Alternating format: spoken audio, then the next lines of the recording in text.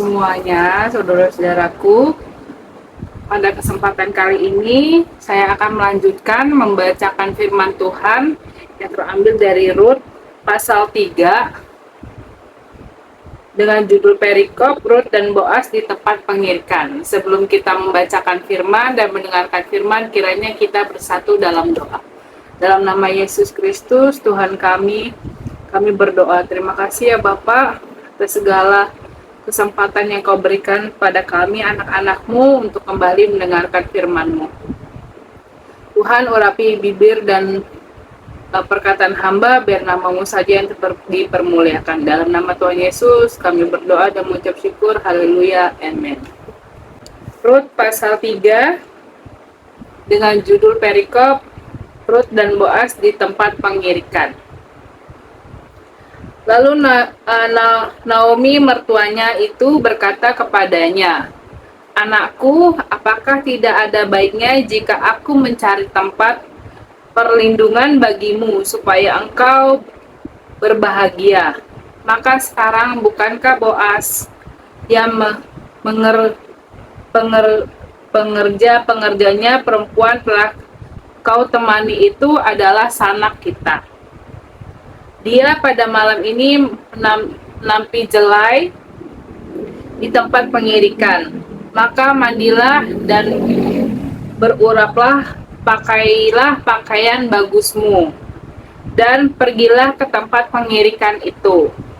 Tetapi janganlah engkau ketahuan kepada orang itu sebelum ia selesai makan dan minum.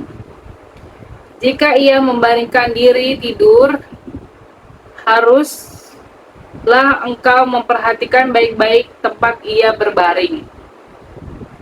Kemudian datanglah dekat, sikapkanlah selimut dan kakinya, dan berbaringlah di sana, maka ia akan memberitahukan kepadamu apa yang harus kau lakukan." Lalu kata Rut kepadanya, "Segala yang engkau katakan itu akan kulakukan."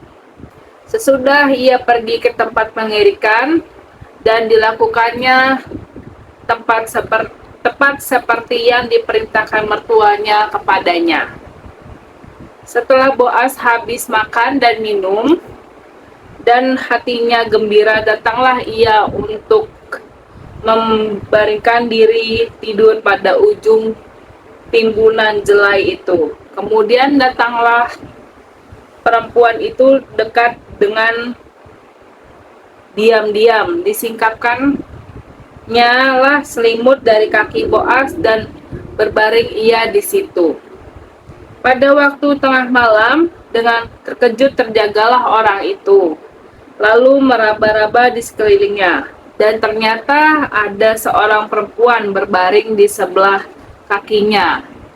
Bertanyalah ia, "Siapakah engkau ini?" Jawabnya, "Aku Rut, hambamu. Kembangkanlah kiranya sayapmu melindungi hambamu ini, sebab engkaulah seorang kaum yang wajib menebus kami." Lalu katanya, "Diberkatilah kiranya engkau oleh Tuhan. Ya anakku, sekarang engkau menunjukkan kasih-Mu lebih nyata lagi daripada yang pertama kali itu. Karena engkau tidak mengejar-ngejar orang-orang muda, baik yang miskin maupun yang kaya. Oleh sebab itu, anakku, janganlah takut.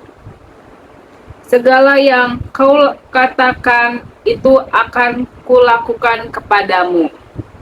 Sebab setiap orang dalam kota ini kami tahu bahwa engkau seorang perempuan baik-baik. Maka sekarang memang aku seorang kaum yang wajib menebus.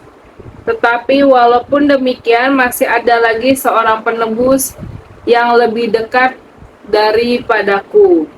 Tinggallah di sini malam ini, dan besok pagi jika ia menebus engkau, baik, biarlah ia menebus. Tetapi jika ia tidak suka menebus engkau, maka akulah yang akan menebus engkau. Demi Tuhan yang hidup, berbaring sajalah tidur sampai pagi.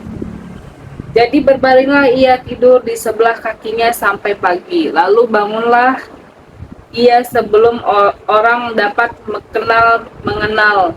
Sebab kata Boas, janganlah diketahui orang bahwa seorang perempuan datang ke tempat pengirikan.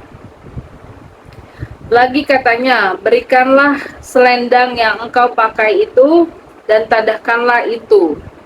Lalu ditadahkannya selendang itu, kemudian ditakarnya lah 6 takar jelai kepada selendang itu. Sesudah itu pergilah Boas ke kota. Setelah perempuan itu sampai kepada mertuanya, berkatalah mertuanya itu, "Bagaimana anakku?" Lalu diceritakannya lah semua yang dilakukan orang itu kepadanya. Serta berkata, 6 takar jelai ini diberikan kepadaku. Sebab katanya, engkau tidak boleh pulang kepada mertuamu dengan tangan hampa. Lalu mertua itu, duduk sajalah menanti anakku, sampai engkau mengetahui bagaimana kesudahan perkara itu. Sebab orang itu tidak akan berhenti sebelum diselesaikannya perkara itu pada hari ini juga. Demikian firman Tuhan. Tuhan, terima kasih ya Tuhan, Kau sudah memberikan kami kesempatan untuk mendengar firman-Mu. Tuhan, firman-Mu adalah perintah bagi kaki kami. Segala rencana mula yang akan terjadi ya Tuhan, seperti kisah Boas dan Rut ya, yang pada kesempatan kali ini yang firman-Nya aku bacakan. Kiranya firman ini merema pada hati kami dan mampukanlah kami untuk menjadi pelaku firman-Mu ya Tuhan. Terima kasih Tuhan Yesus Kristus, terima kasih ya Bapa. Dalam nama Tuhan Yesus kami berdoa dan mengucap syukur. Haleluya. Amin. Terima kasih semuanya. Firman-Mu pelita bagi kakiku, terang bagi jalanku, terang bagi